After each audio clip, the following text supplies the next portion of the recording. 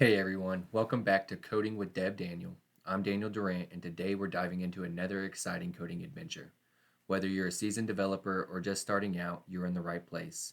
In this video, we'll tackle building a password managing application, break it down step by step, and build something amazing together. So grab your favorite beverage, get comfortable, and let's get coding. Don't forget to hit the subscribe button and ring the notification bell so you'll never miss an update. Let's jump right. So let's get started. Today we're going to be building a password storage vault. It's the first part of a many part series of where we build the API for storing all passwords and data in a file-based structure, being able to name the passwords and name the files that the passwords are located in. In part one, this is our folder layout, model of what we want in our database, ensuring consistency within our data. The schemas ensures that the data matches what we want in our database. Our controllers are going to handle our incoming requests, HTTP requests.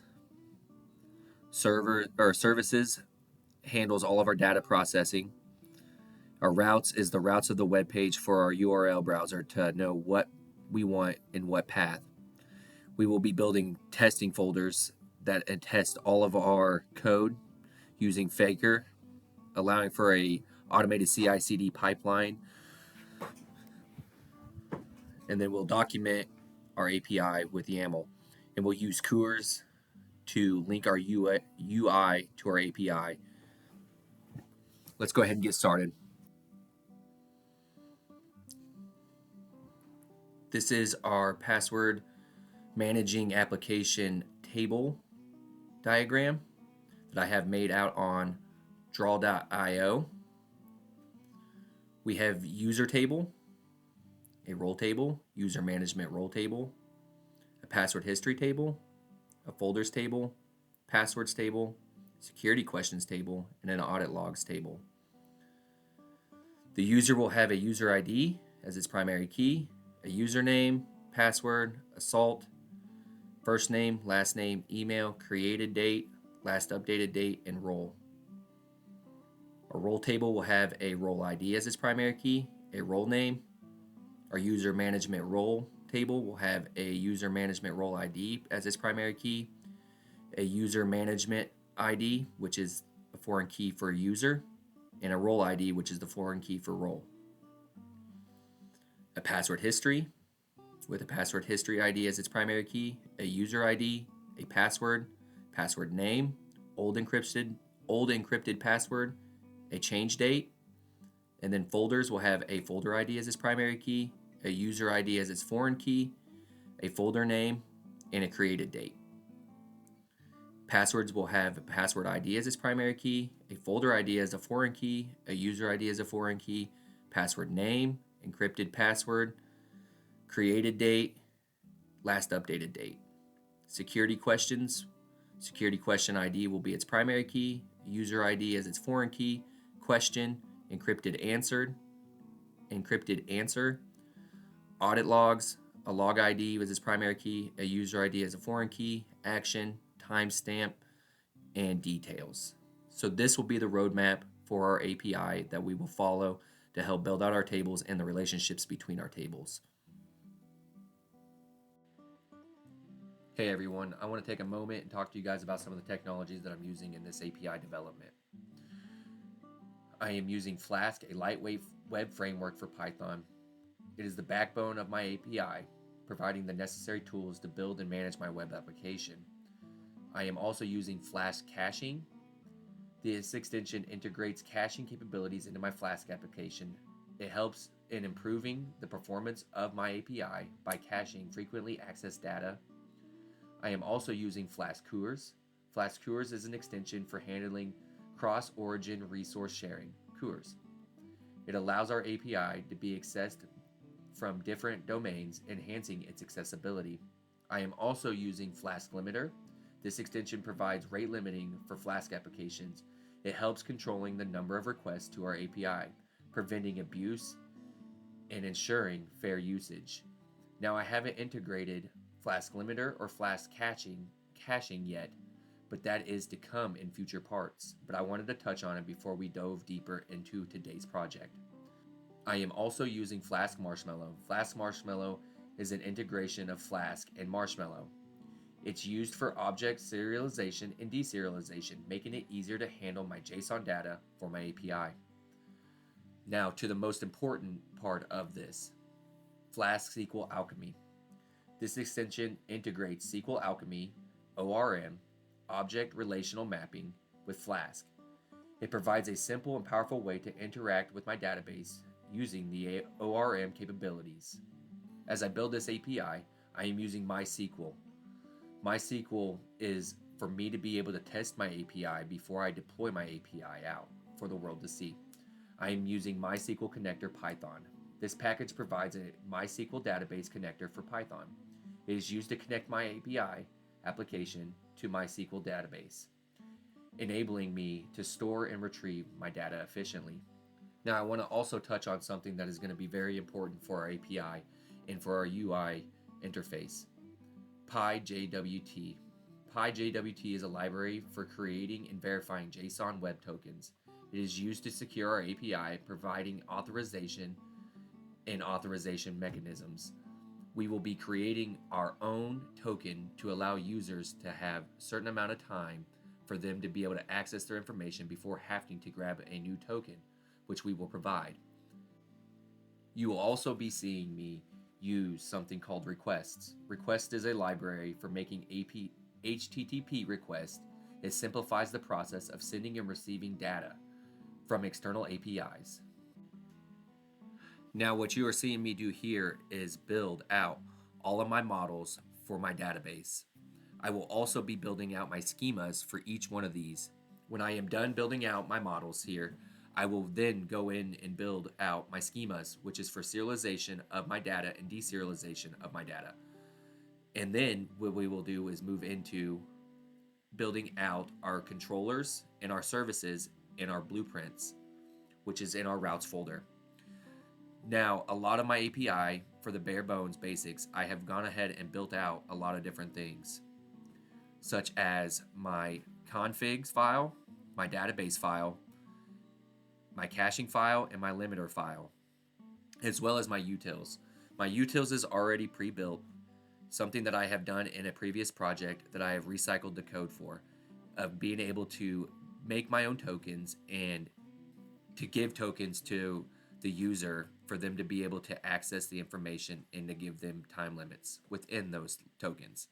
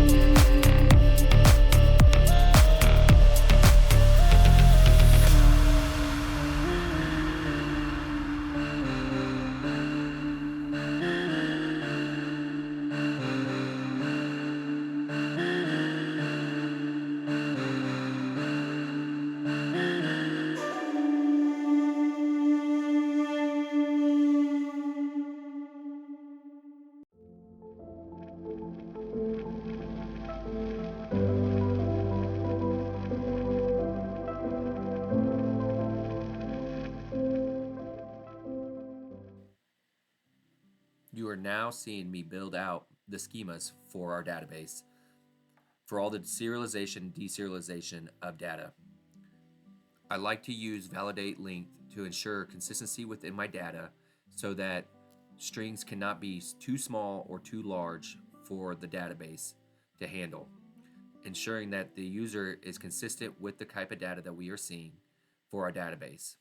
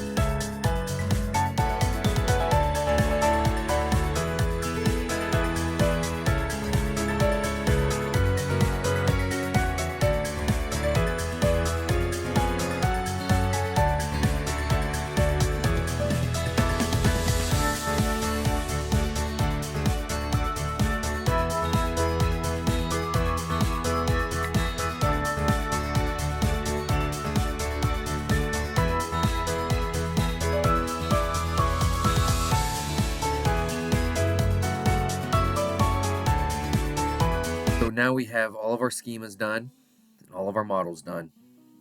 We will be able to run our configure file. As you can see here, I have SQLAlchemy database URI equals MySQL plus MySQL connector and my root, my password, localhost, and I name this password keeper within my database. And then my caching type is simple cache, and then debug is true, so we can see what's going on and what's wrong if we run into any issues.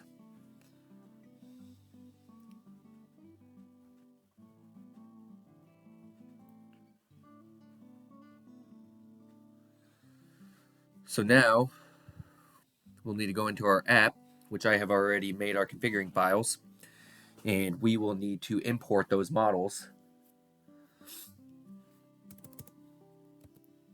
And I'm going to start a different area to where this is all in its own place, where our models are going to be at are going to be in its own place, and then when we get ready to do our routes with our blueprints, they will be in their own place, all separated by type.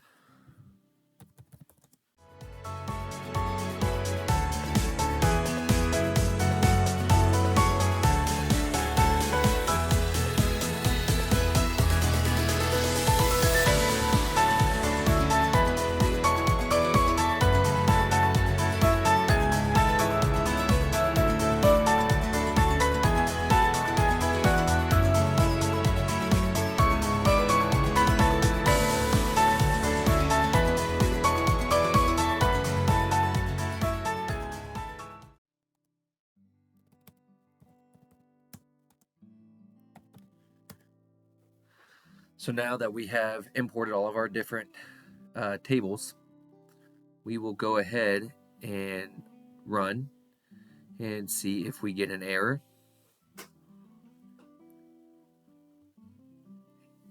Eight tables, eight tables, 8 schemas.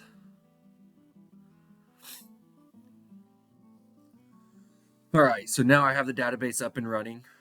We can come back over here, see all the different information.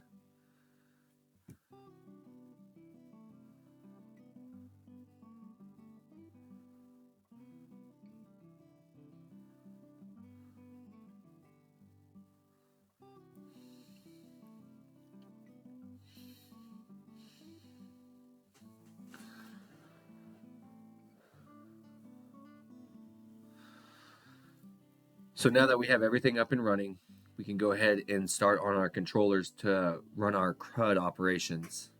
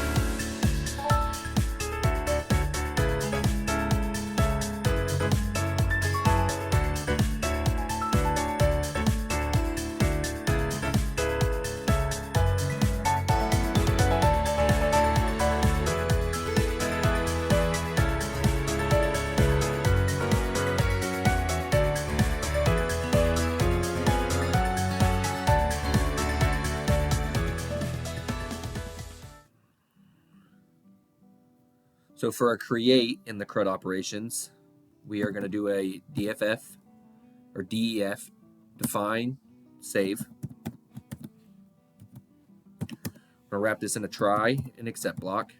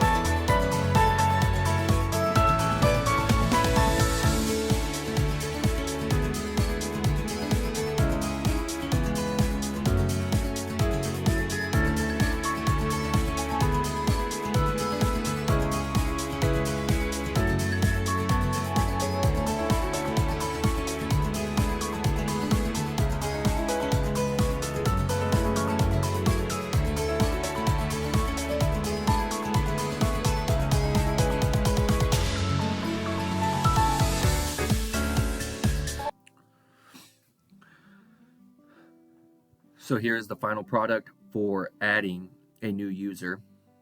We're going to use circuit breaker just in case something goes wrong. If there's a failure within our API, that it'll kick the circuit breaker and the fallback function will return. Then we do a with session db.engine with as session with session.begin. User, as we're going to execute a search for the user with that username. If it does exist, we're going to kick a value error, user already exists. And then we'll start our save point, our salt generator, which is here. We're going to generate a length of 20 of random hexadecimal characters. And then we're going to look to see if there's a role. If there is a role, if there is not a role, it'll just default down to user. If there is a role, we're going to admin, because we're only going to have two different ones, a user and an admin for the time being. And then we'll create our new user. User equals username, the user data username, the password. We're going to create a hashed password with that and a salt. We're going to store the salt. And then we'll do our first name equals user data first name, last name, user data last name, email. And then we're going to create date is going to be date time zone UTC, and then the update date, because it's going to be at the current same time, that, and then we're going to use that role that we are establishing up here, and then we'll add, and then we'll flush, and then we'll execute for the role. If the role is not none, we're going to take that user, and then we're going to add it into the user management role. User management ID equals user or new user dot user ID role ID equals role dot role ID. And then we'll add that. And then if it's not found, we're going to role not found. And we're going to throw that error. Session dot commit. We'll refresh the user, and then we'll return the new user. If there any of the exceptions are hit, we're going to do a save point rollback. And we'll roll it back. And then we'll raise E, which will trigger our fallback function, return none. And that's what we're looking for here, is if the user is not none, it's good. Else we'll JSONify the message, fallback method, error activated. But as we have gone ahead and made our user, let's go ahead and make our service for roles, because that is dependent upon that.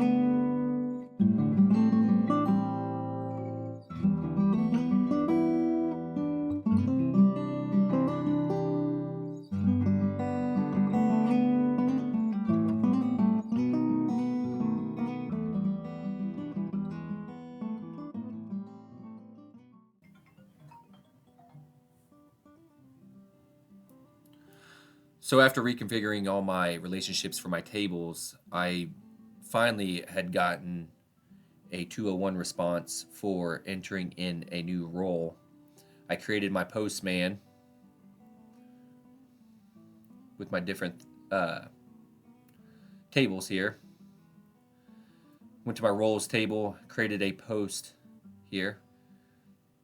I made my first post here, role name, user, to give a user role.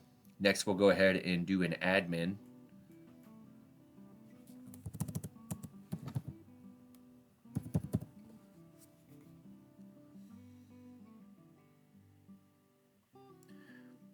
We have role ID 2, role name admin.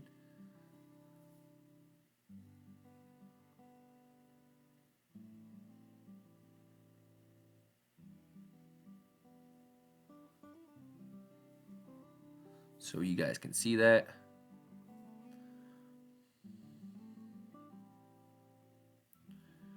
I have two different ones.